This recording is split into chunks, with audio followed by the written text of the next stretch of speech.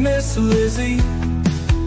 I don't ever smoke the dizzy, but we can always share some ditzies. It's just a cup in time. This song doesn't have to run. Life's all of us, not every moment we can be feeling fine.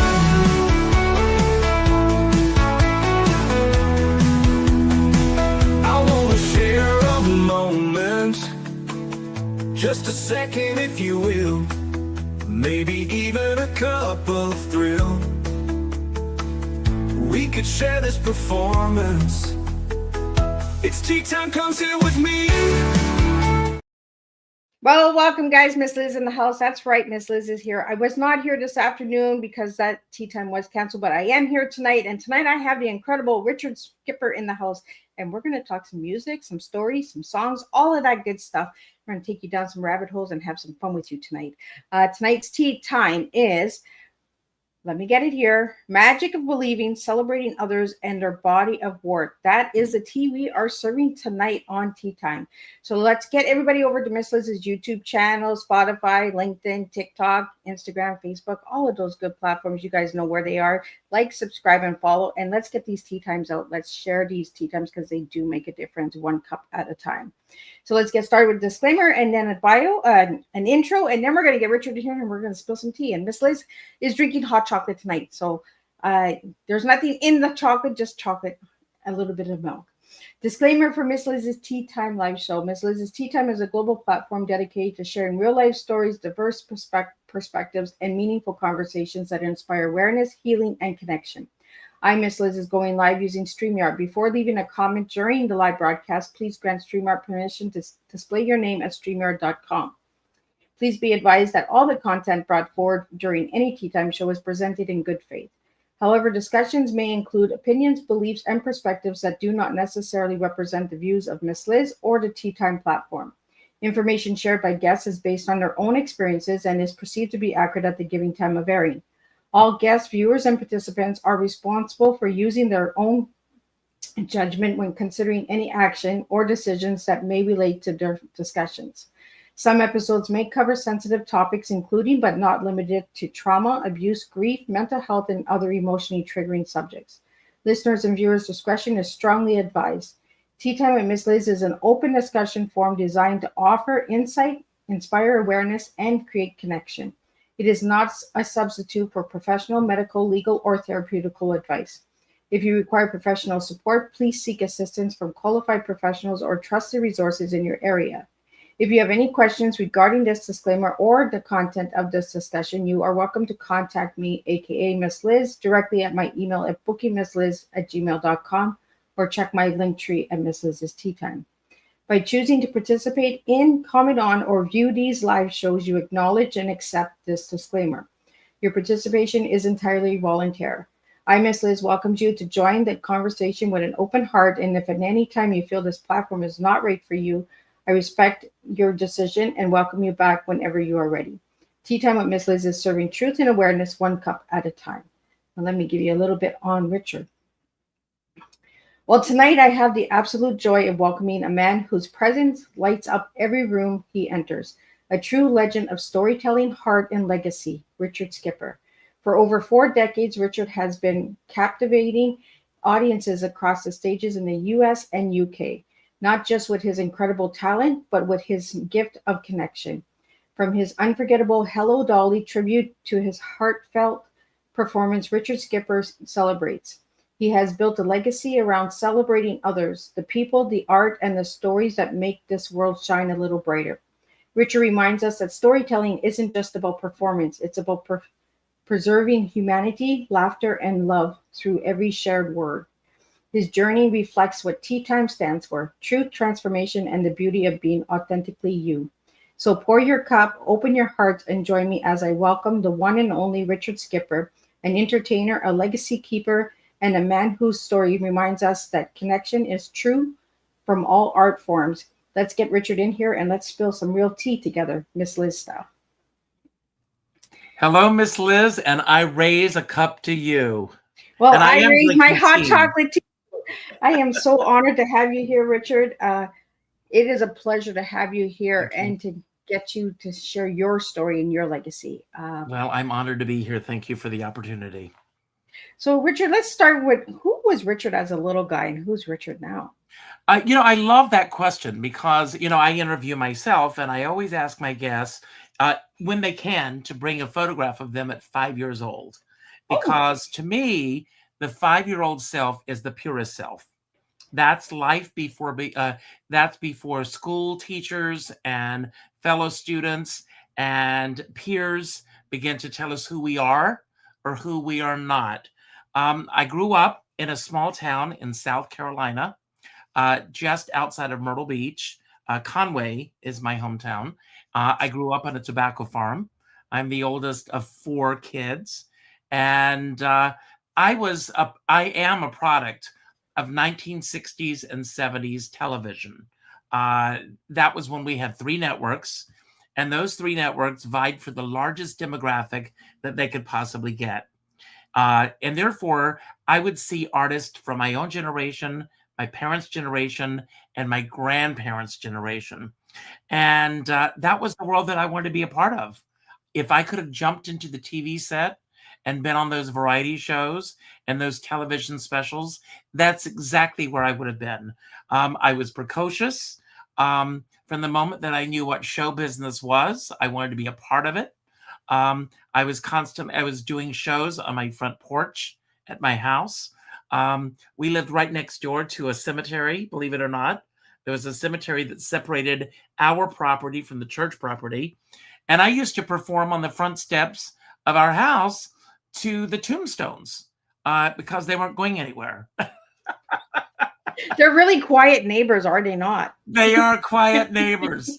And so that, I guess, in a nutshell, tells you who I was as a 5-year-old and as a small child. And I am right on the precipice of turning 65 in February. And so I'm still that same kid. When you mentioned the cemetery, that's what I have in my backyard is a cemetery. So when people come and sit outside with me in the back, they're like, "Ooh," I was like, "Yeah, they don't talk much. They're pretty quiet." If you ask them what they're doing, they'll say nothing. Right? Yes. The best neighbors around. They're Absolutely. But there's so much stories in a cemetery as well. There is. And I'll tell you a funny story. When I was, I guess I was 17 years old, and I was doing a show with our local theater company. And my parents, they worked at the Grand Strand Amusement Park in Myrtle Beach. And because I was doing the show, they let me stay at home by myself. So it was the first time at 17, we lived out in the middle of nowhere, that I was home alone. And I was watching the movie The Tingler. Have you ever seen it? No. It's an old Vincent Price movie, and it's a very, well, at the time, I mean, when I look at it now, I go, what was I afraid of? But at 17, being alone in my house, I'm sitting in my house, and all of a sudden, I see this light go through the cemetery. And I freaked out. It was like, what is this? So I jumped up. We had a huge picture window in our living room. And I got up and I ran through the house and I turned out all the lights. And I crouched down in my living room and I'm looking out the window. And every few moments I would see the light go through the cemetery. And it was just a light bouncing off of the tombstones. And I finally realized that every time a car passed by, it was the reflection of the lights hitting the tombstones. But when you're 17 years old and you're alone in a big house, all of a sudden your mind goes crazy. And so I had every scenario known to man going right past me. Wow. But our minds take us on a journey sometimes, right? When that fear kicks in. Absolutely. Yeah. So Richard, how old were you when you started theater? I was 13. My local theater company, they were doing a production of MAME. I tell all about this in my show, so I'm not going to give a lot of it away right now. But I went and auditioned. I eventually got into the show. I wasn't initially brought into the show because my audition was so awful. But through a series of very unique circumstances, I ended up in the show. And after that show, all the shows that I auditioned for in my hometown, I would get a part in. And and I made up my mind when I was 13. You mentioned the book, The Magic of Believing. And when I was 13 years old, true story, August 5th, 1974. And you're going to say, how does he know that date? But August 5th, 1974, I'm reading the book, The Magic of Believing. And the author, Claude Bristol, says, set your mind on a goal like a homing pigeon and go after it with dogged determination. And so I closed the book and I went in and I announced to my parents that 5 years from that day, I was going to go to New York. Wow. And they laughed at me. And I understand them laughing at me because me saying that I was going to go to New York was about as easy as me going to the moon. It was just something that was completely out of the realm of possibility as far as my family was concerned. But I swear to you, 5 years to the day, I arrived in New York City at the age of 18. And how was that for you, Richard? Well, I mean, first of all, the New York that I thought that I was coming to, I mean, I saw, I don't know how old you are, and I'm not asking, but I arrived in 1979, and New York was very different from what it is now. So I had imagined the New York of Breakfast at Tiffany's and Sunday in the Park and, and all these great films about New York. But what I ended up coming to was the New York of Taxi Driver and Midnight Cowboy. And it was a very different New York from anything that I imagined. But those first few months, first few years were pretty scary because I'm on my own. I was 18 years old. I had book sense. I was an A1 student in school, but life sense was something that I had not experienced before. Having to fend for myself, having to be on my own. And my father, and I don't fault him for this, again, because it was so foreign to him. The last thing my father said to me before I got on the plane was that I'll see you in 3 weeks if you last that long. Ooh. So no matter how difficult things got in New York, I was going to prove him wrong. I like that. And I will say this, it was the greatest gift he ever gave me. It's kind of like that push out of the nest, right? Well, see, and I know that we're living in a very difficult world right now. And I can't even imagine what it's like for an 18-year-old to be on their own in today's world when economically it's difficult. There's so many challenges and issues in the world that, thank God, were not present when I was 18 years old. But I used to say that I believe that every kid should leave home when they're 18 years old because it was the strongest and best thing that ever happened to me. But looking at the world that we're living in now, I don't even know if that's feasible. Yeah. It's scary, isn't it? And that absolutely is. Well, Richard, I want to go into your story a little bit. So you've spent 46 years celebrating the stage, the stars, and the stories behind them. What does celebration mean to you beyond the spotlight? I'm glad you asked that question. It started years ago. I wanted to write a blog. And when I started the blog, I was looking for a title for the blog. So a dear friend suggested Richard's Rants and Raves. And then someone said, well, you're always raving, but you're never ranting. And I thought, well, they're absolutely right about that. So then I came up with the idea of Richard Skipper Celebrates. I believe that every single day is worth celebrating if we take the time to do so. And rather than looking for the things that divide us, let's celebrate each other. Let's celebrate what you bring to the table. There's a great, incredible artist in New York, Marilyn May. She's 97 and she's still performing. And she's phenomenal. And look her up, Marilyn May, M-A-Y-E. And Marilyn May says the audience is always the star. And I believe that.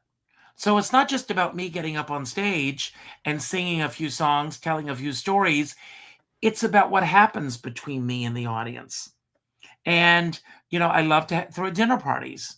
And when I bring people together to sit around our tables, I was listening today to Kathy Griffin, and she throws once a month a salon, and she invites about 15 people to her home, and they sit around the table, and no one is allowed to have their phones.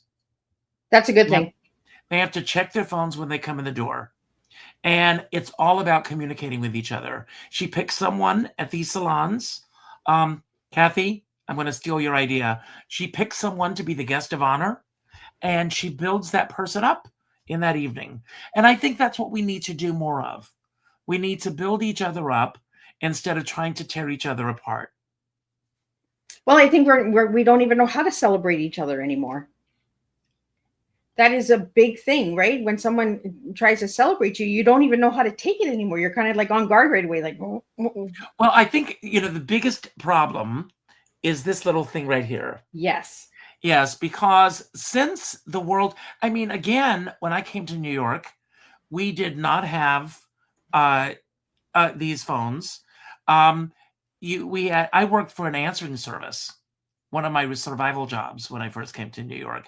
And you had to call the answering service to get your messages.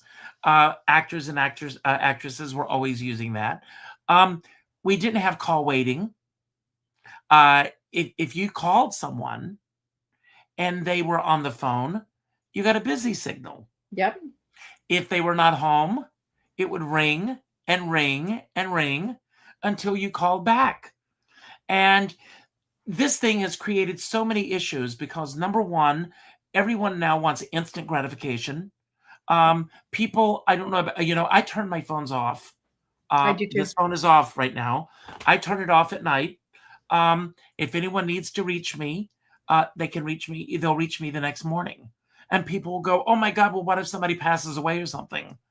Well, 18 years of my life, and longer actually, we didn't have that instant gratification. And now, I left Facebook at the end of February because I want to be more than a like and an emoji. So it's very, very important to me that we all continue to communicate with each other. And I pick a number each day. Like today was a 3-day. And I encourage everyone who watches my show, I encourage everyone to do this, and I encourage you to do the same thing. Go to the third name that pops up in your emails and reach out with a phone call. Not an email message, not a text message, not a private inbox message, a phone call, and have a conversation for that person.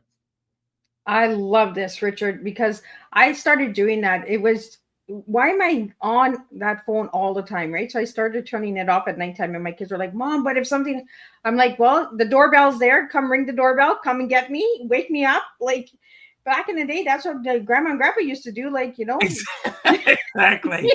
But how many kids do you have? I have 4 of my own, 3 living and 1 passed, and then Sorry. I have 3 stepkids.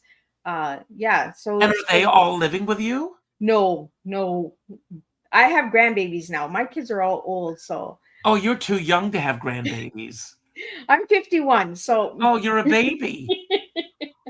Yeah, no, my son lived with me a couple of years ago, and then he moved out on his own. But I just started turning off stuff, and everyone was like, well, you're turning that off. You're not online as much. You're not doing this as much. And I'm just like, I want to be connected to people. I want to have that connection, having these conversations, even through StreamYard. I would prefer them in person, we all would, of course. But we have that opportunity of getting to meet people from all over the globe through virtual land. Well, I will say this, during COVID, I think StreamYard is a product of COVID. This was created so that we could do these podcasts. I don't know about you, but when I started doing my podcast, it was a result of COVID because it was like, what's going to get me through this? So I started doing the podcast. And then every brother, everybody and their brother and their sister and their aunts and their uncles and their cousins are doing a podcast. Yeah. So there's so much out there. It's overwhelming sometimes, right? Yes. You don't know where to enjoy the entertainment anymore That's because right. That's right. it's all there. I want to ask you something, Richard, because you've been in Broadway. And when I go to a Broadway show or a theater show, put that phone away. But we go to events now where people have the phone and they're taking the whole event through their phone. They're not even enjoying it through their own eyes. It's like they're watching it on the phone. Like, That's right. why did you go there? So in Broadway, do they allow phones? Well, first of all, I've never done a Broadway show. I've done off-Broadway. I've done a lot of theater. I have, I'm a cabaret artist mostly. But the interesting thing, they will make an announcement at the beginning of the show. Please turn off your cell phones. And inevitably, 5 or 10 minutes into the show, someone's phone is going to ring. And it's always going to happen at a moment that's a pivotal moment in this. When people take their phones and they've got it down by their waist and they are checking their messages, are they aware that the light is going back and we're seeing the light? It's a distraction. Yeah. But I think, again, with social media, with the phones, with everything getting shorter. I mean, even sitcoms are shorter now than they were 25 years ago. Wow. Because people's attention spans have gotten so much shorter. And very few people have the ability anymore to be able to cut out all distractions and say, this is what I'm focused on. People are checking their phones, they're checking their messages, and it's FOMO. It's the fear of missing out on something. Yeah. And people always feel that they're going to miss out on something. So rather than being in the moment, being totally present, when I'm doing my show, because I have my own show and a phone goes off, I live for those moments because I'll go out and take the phone and have a conversation with the person who's calling. I make a hello. And I've done that many times. I think that's really cool. But it takes away from the show, like you said. It does take away from the show. It takes away and from the moment. It's an incredible, and that brings us to another level. All these are prongs that go out. Everybody has a sense of entitlement now. And when people pay a lot of money to see a Broadway show, going to see a Broadway show is very, very, very expensive. And so for me to go out and see a Broadway show, it's a special night for me. I dress for the occasion. I am totally present. I don't take my phone into the theater if possible. And I find that so many people are just distracted by everything. And it's an entitlement thing for people that, well, some people think, well, I spent a lot of money. If I want to look at my phone during the show, I'll look at my phone during the show. Yeah. Well, they could have stayed at home and watched it through their phone too. That's true. That's true. I am so glad that you are on Tea Time because I've been saying this for the longest time, right? We got to start getting connected again. We got to start Everybody celebrating listen, people. Pay attention. Don't let this just be word salad that goes by. Please, we all, that's why you're in Canada, am I right? Yep. And I'm in the States. And I don't know if you have been paying attention, but there's a lot of divided, everyone's divided in this country. Yeah. And it's because people don't have empathy for one another anymore. And I think when we hide behind text messages and emojis and all of the things that we're doing with each other, we completely lose the ability to truly communicate with one another. And I think that's very, very important. I think there's a lot of misunderstanding through texting too, right? Because everyone's like, Miss Liz, you sound so angry all the time. I'm not angry. Like, I'm not mad. I'm very straightforward and I tell you what I need and let's get it done. Like, well, the problem with an intent with an email or a text message is that you cannot show intent. So sometimes depending, people are in a hurry and you send a text message and they may not fully read what you've said. And so they may misconstrue what you said.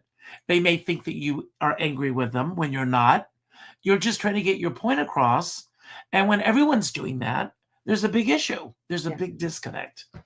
Yeah, big disconnect. So how do we get that connection back, Richard? By picking up the phone and calling one friend a day. That's all it takes. One friend a day. Have a conversation. Yes. I'm big on that. We really have to start having good communication. Get communication skills. Yes. Without a screen, with the ear. That's right. That's right. That's right. Well, Richard, we had some questions come in, and I want to get them out to you. Oh, good. And then we got some lightning bolt questions and all that good stuff. So let's get that out to you. A question that came in is from South Carolina roots to New York legacy. How did you upbringing shape your voice and empathy that audience feels in every performance? What a great question. Who asked that question? I had people that sent questions and I didn't write their names down. So. Oh, okay. So as I said earlier, I grew up in a household that, my parents did not, they were as far from show business as you could possibly get. It was something they didn't relate to. I believe that most people that go into the arts, most artists, most singers, most actors, we go in because we want to truly express ourselves. And sometimes we don't even express ourselves through being our authentic selves, but hiding behind a mask, becoming a character and expressing. But, Diane Ladd, who just passed away, I was watching an interview with her, and she said that when she, as an actress, she said, I'm playing you. I am playing you. I am playing you. I am expressing humanity through the characters that I'm playing, through the words that I've been given to say. As a singer, through the lyrics that we've been given. Some singers sing their own lyrics. Some singers are singing the lyrics of other people. But if a singer gets up and they sing a song, and that song is going through the filter of Richard Skipper or Miss Liz, those lyrics have to resonate with our history in order to touch an audience. And if we don't bring those elements to that, then the audience is not going to feel the emotion that we are setting out to present to them. I don't know if that answers the question, but that pretty much is, everything that's happened in my life, every positive thing, every negative thing, everything that I perceived as being negative when it really wasn't, all shape who I am. When I walk out on stage on any given night, I am bringing my entire history with me.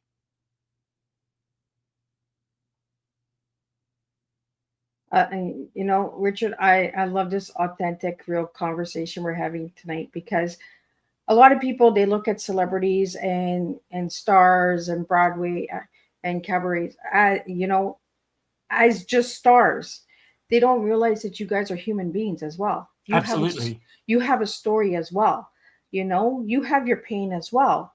And a lot of people forget that, and that's where the paparazzi comes in and they start taking pictures and they don't respect the privacy, during heavy moments and hard moments in your lives as well.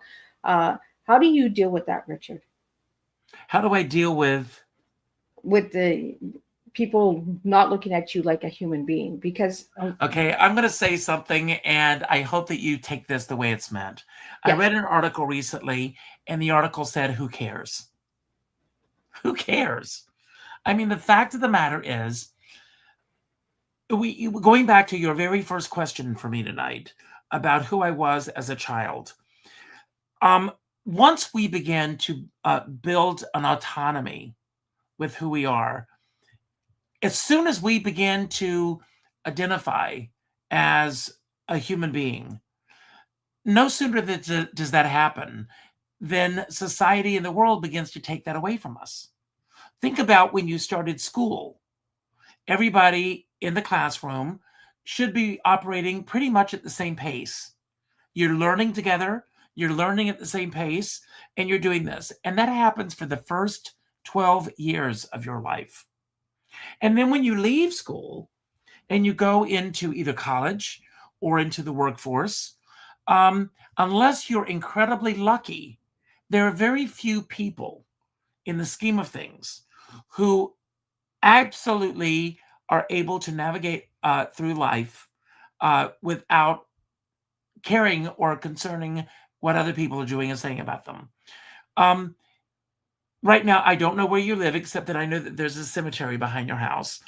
And I'm going to throw caution to the wind and believe that those that are in the cemetery don't care that you and I are having this conversation right now. Mm-hmm. And I don't know if you live in the country, if you live in the city, but I live in a very rural area. There's a house to my right.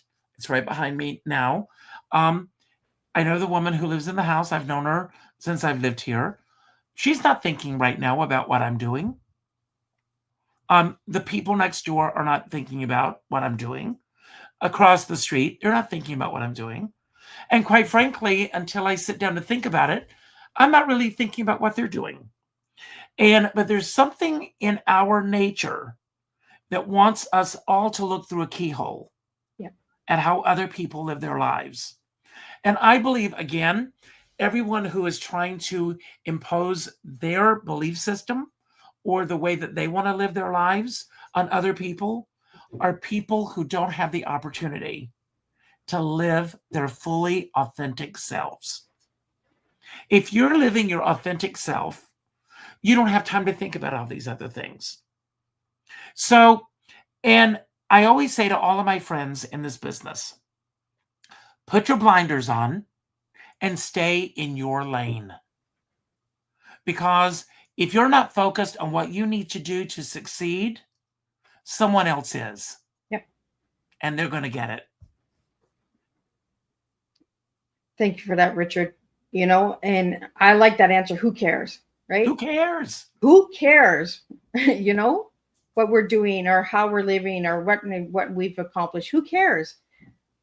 I'm sure that when you get up, this podcast, for example, you have a reason why you're doing this podcast. The people that you asked to be on the show or the people who asked to be on your show, we're here because of you. It's what you bring to the table. And if that was not the case, this would not be happening. And also the people that are watching right now, whether they're watching it live or whether they watch it later, they're watching because of what either you or I are bringing to the table. And they may watch this show because they know me.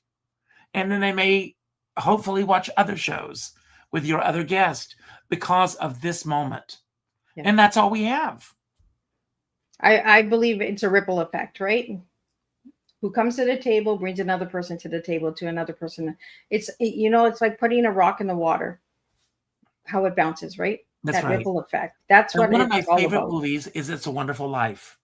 Oh, that's. And I think about what is our life like if we're not here? Yeah. Every single person we encounter all day long. If you're walking around again like this, you're not paying attention to what's going on around you. You're not making eye contact with people. Again, when I came to New York a long time ago, you were just a baby. But if you wanted to meet people, you went out. You went to restaurants, you went to shows, you went to bars. That's how people interacted with one another. And I just read that there's a new bar that's opening in Washington, D.C., and phones are not allowed. That's a good thing. There's a lot of places that are people put your phones as soon as you walk in, drop it. I know when I go to the restaurant with my kids, I'm like, put that phone away. I want to have time with you. I want to have a conversation with you, not with the phone, and not through a text message across the table when you're in the same room with me. Let's talk. I have a friend, and when he goes out to a restaurant, he makes everyone put their phones on the table. And the first phone that goes off, they have to pay for the meal for everybody. I should do that with my kids. Yes. Yes. My kids are always like, Mom, you want to go out? I'm like, okay, my wallet's coming. Oh, well, Richard, we have some more questions that came in, and I want to get those out to you. And I really want to thank you for sitting at my table and having No, this I'm raw loving talk this. Thank with me. you. A question that came in is everything you've always wanted to know about Richard Skipper turns memoir into live conversation. What made you decide to drop the script and invite the audience into an unscripted truth? Well, I've been very, very fortunate that I have worked with so many people in this business. And I've got great stories to tell. And at parties and just in social situations, people would say, you've got all these stories to tell. Why don't you put it into a show? And I thought, what stories do I choose to tell? One of the things that I say at the beginning of my show is that each and every one of us presents our own director's cut to the world. In other words, it's the version of ourselves that we hope that the rest of the world will see in us. So with all these stories that I have to tell, I thought rather than telling the same stories over and over and over again, one of the things that I do, and I'll show you this, if you can see this, we have these question cards that we pass out to the audience. And I don't see any of the cards before the show. The cards are collected and the cards are face down. And I just pull up cards and like this, I just pulled one of the cards. What was the most embarrassing moment on stage or a wardrobe fail? And I've got lots of stories that are just running through my head right now that I can tell. So I never know what direction the show's going to take me in. I do know what the songs are going to be.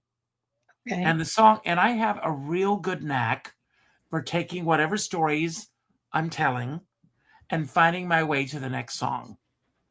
And that's how I tie the show together. Those songs are buffers to get me from point A to point B and beyond. But what those stories are going to be between each of those songs is different. But that basically is why I do it. I love the spontaneity. A lot of people can't do that because if they don't have a script, it throws them. But I love the experience of being on stage with no script and just going with what happens. Right? Just go with the flow. Like just spill it and let's see where it goes. And you have to be in the moment. Right? And I'm a very in the moment entertainer when I'm on stage.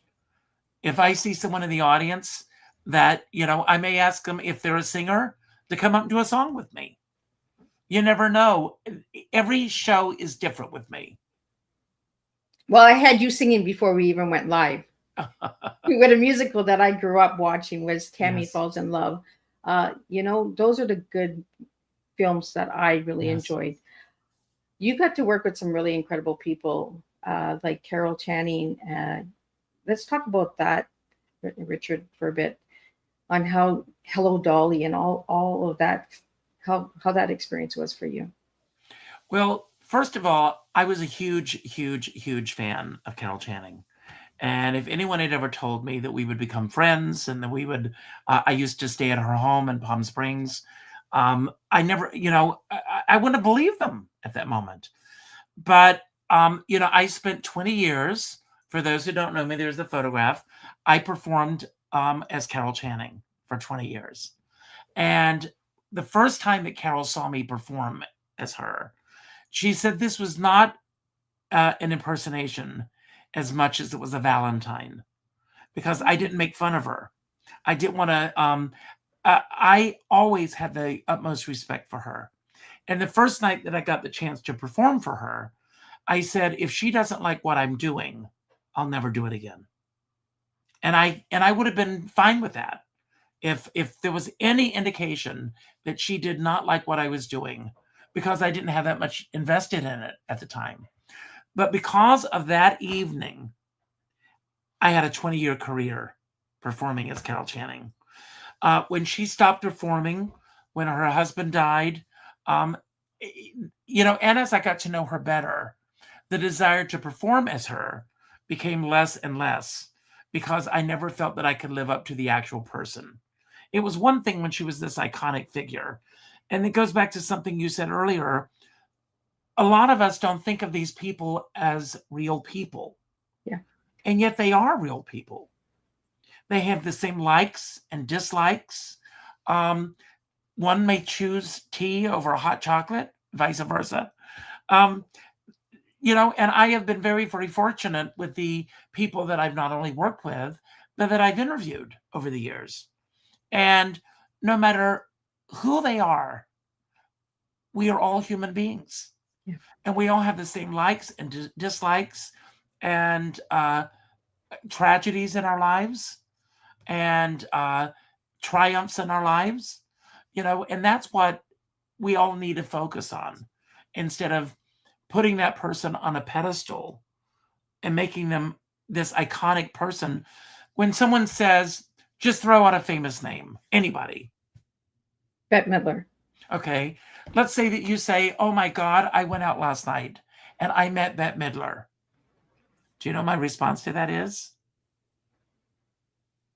She met you. Oh.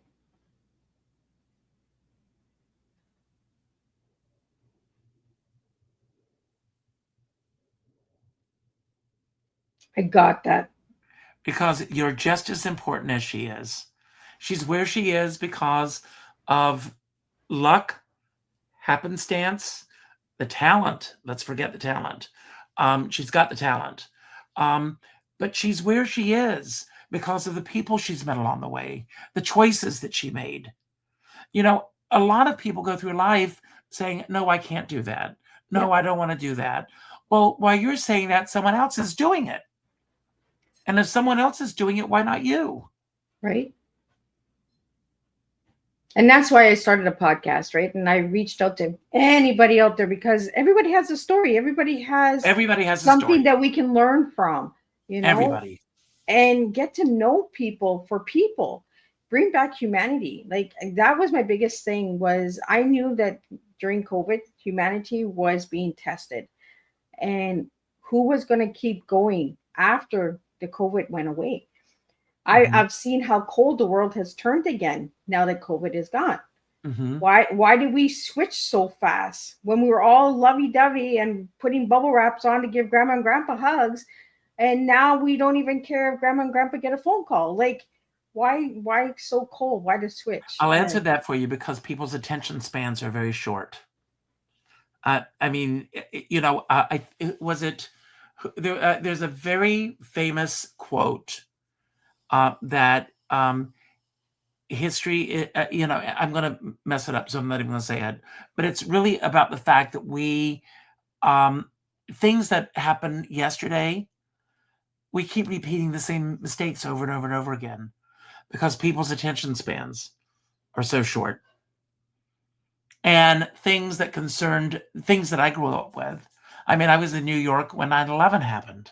So there have been 2 generations of kids that have come along since then that have no concept of what that day was like in New York. Nor do people around the world have a concept. I mean, with the conflict that's going on right now in Gaza, can you imagine you and I being in a situation like that? It is as far removed from you and me at this very moment, thank God, as it could possibly be. But as you and I are sitting here in the comfort of our own homes, and I'm seeing these great tchotchkes and teapots and everything behind you, you've got the comfort of your home, and there are people sleeping on the streets tonight. And a lot of people that don't think about those things. And we just take things for granted on a day-to-day basis. And I don't take things for granted. I don't. Life is short. It's precious. And we waste so much time on so much garbage that when it's gone, it's gone. When my grandma passed, it's going to be 2 years already. And we used to have conversations about tea time and who came on tea time, Richard, and why did that guest come to you? Why do you think they came to you? And I'd be like, oh, I don't know. And she's like, no, you do know. pay attention, start listening and understanding why these people are coming to you. And then I got it. We were looking for that connection. We wanted that connection. It had nothing to do with the beverage. It had nothing to do with the words. It had to do with the connection of bringing people together and having a good open heart conversation Absolutely. about anything, right? And being comfortable having that conversation and having dislikes and likes and say, you know what? You might like red and I might like blue, but still be able to like each other, you know? Absolutely. You know, I mean, everybody has to have their own opinions, and everybody, let me explain something to all the listeners out there. We are all a product of what brought us to this moment. The way you believe, your faith in a higher power, or not, your religious beliefs, your political beliefs, your beliefs about things that are going on in the world. They are shaped by everything that's brought you to this moment.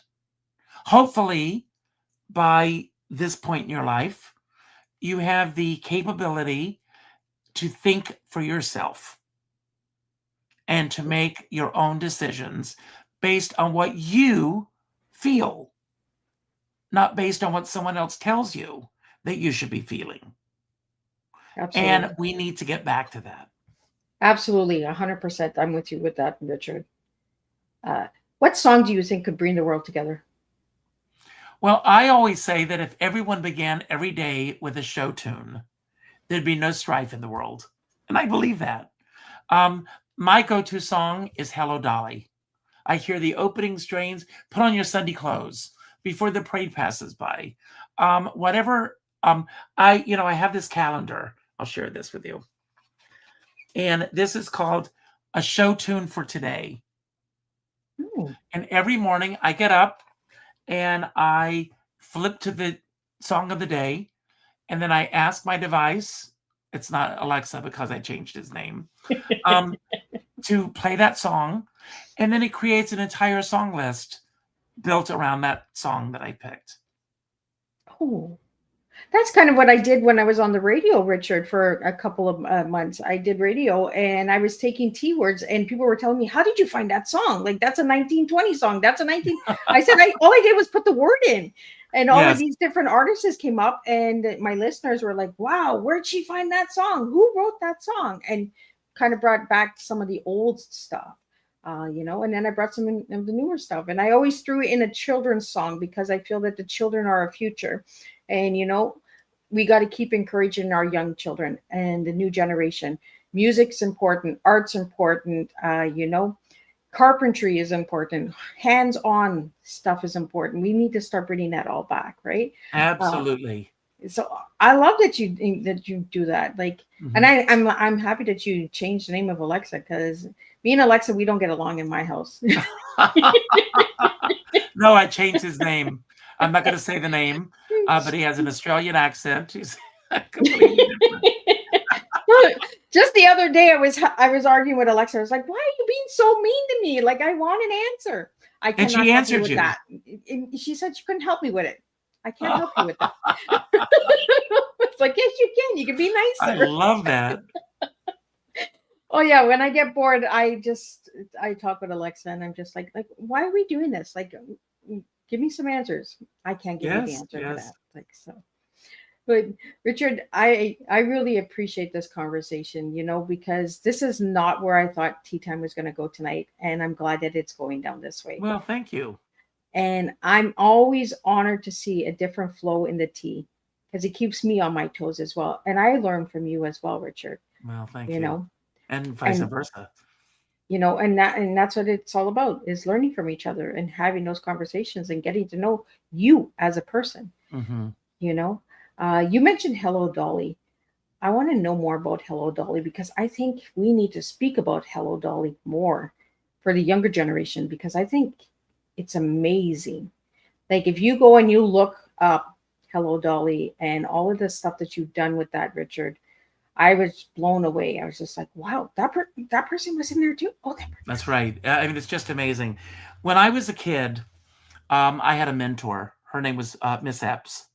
And Miss Epps had a play. She had a playhouse in her backyard. And I used to go to her house every Wednesday and Thursday afternoon after school. Believe it or not, we would have tea. And I was an unusual kid. And we would read from the classics. We would read biographies. We would read from plays. And if I would be reading about someone. You mentioned Bette Midler earlier. And if I'm reading and I'm reading about Bette Midler, she'd say, "Okay, Ricky," as she called me, she said, "Tell me 3 things that Bette Midler is known for." And if I didn't know, she would close the book and she would say, "I'll see you next Wednesday. Go to the library and find out." And I would leave her house and I would go to the Conway Library and I would go to the small theater section, entertainment section, I should say. And I would go and I would look in the index. And if I saw Bette Midler's name, I would check out the book. And I would do this through that entire section almost. My dad came to get me at the library one time. I swear on my life, I'm telling the truth. I had 36 books to check out.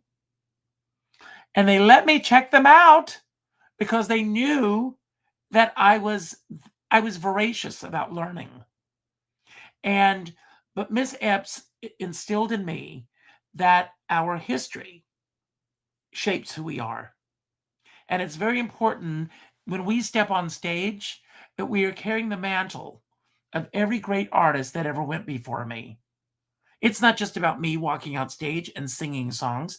If I'm singing Tea for Two, I should know something about that song. What does it mean? Where did it come from? How did it come to be? And most people, not all people, but a lot of people, don't take the time to find that out. I go to Wikipedia on each day and I look at who was born on this day, who passed away on this day.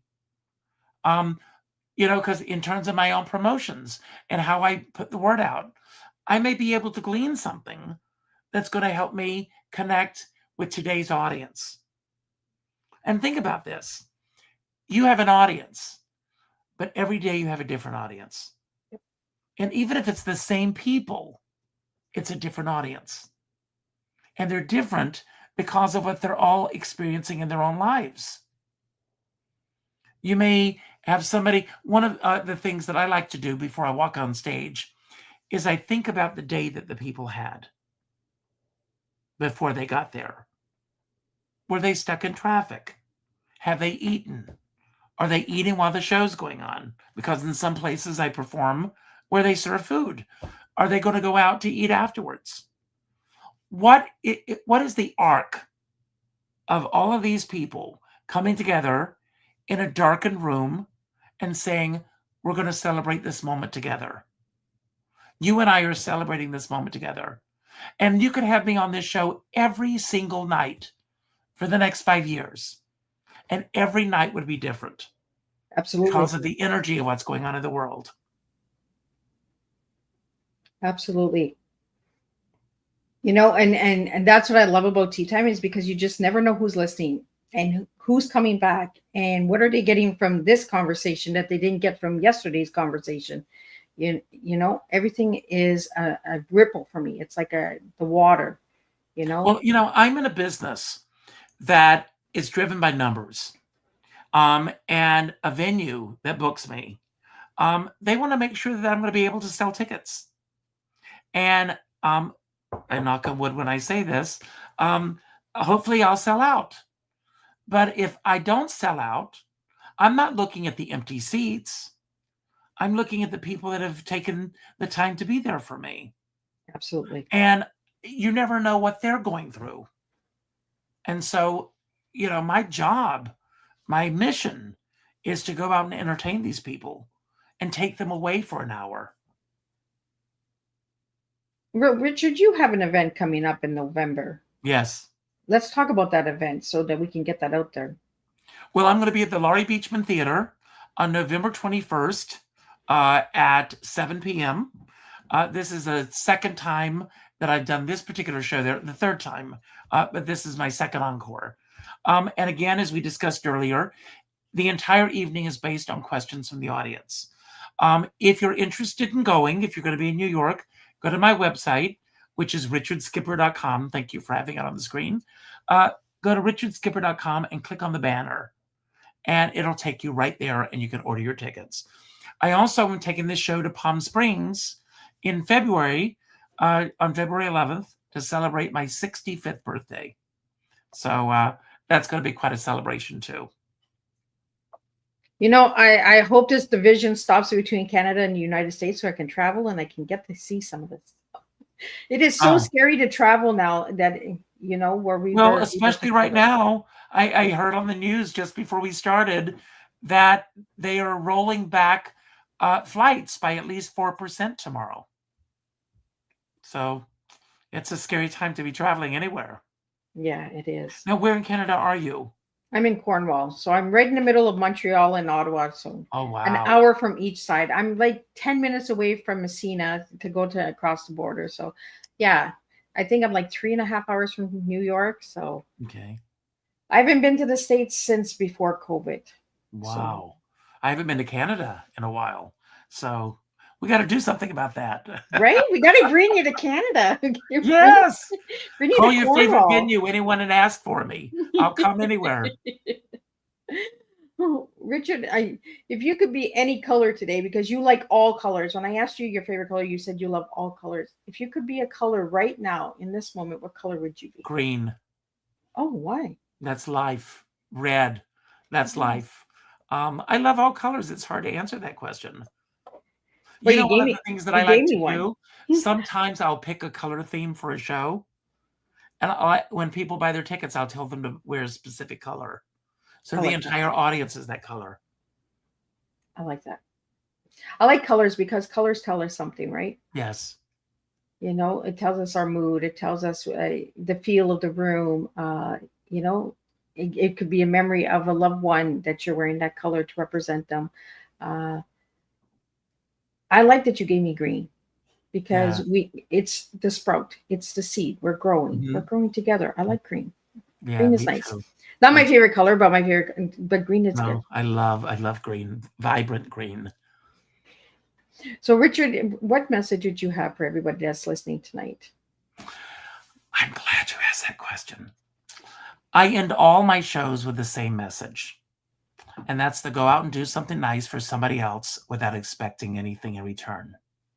As I said earlier, pick up your device, and I want you all to go to the third name that pops up, and I want you to reach out tomorrow with a phone call. Not an email message, not a text message, not a private inbox message, a phone call. I have a dear friend, Sean Moniger, and he says we're all in the same storm, but we're in different sized boats. And I always say, I don't care what size boat you're on. Are you listening, Nancy? I don't care what size boat you're on, as long as you have a skipper by your side. Thank you so much for that, Richard. Thank you. And thank you so much for Nancy, because without Nancy, I would not have Richard, and Richard would not have me. You know, it's a small world. And we talked about that before the show on how I met Nancy. I just sat in this room and just said I want to talk to somebody who's on a boat, and then Nancy found me, and history. We sat down, had Great. conversations. I just love her. Well, thank you so much, Richard, for joining me tonight on Tea Time, and thank you for all the listeners out there. I'm just going to do a Thank you closing all. summary. Thank you. Just going to do a little closing summary here, and we're going to wrap it up. And don't leave. We'll get to talk a little bit more after we close up. Thank you. What a beautiful evening shared in the company of a man who truly lives his legacy. Tonight, Richard reminded us that storytelling is more than performance. It's a bridge between hearts, generations, and dreams. Through his joy, wisdom, and generosity, he shows us that legacy isn't something we leave behind. It's something we live each day, in how we uplift others, share laughter, and keep the lights of the arts alive. Richard, thank you for your golden heart and for reminding us that when we share our stories with love, we don't just celebrate the past, we celebrate a future worth remembering. Until next time, may we all continue to live our legacies out loud, one story, one connection, and one tea time at a time. And I'll see everybody next week, same time, same place, and we'll do it all over again. Thank you. Thank you so much.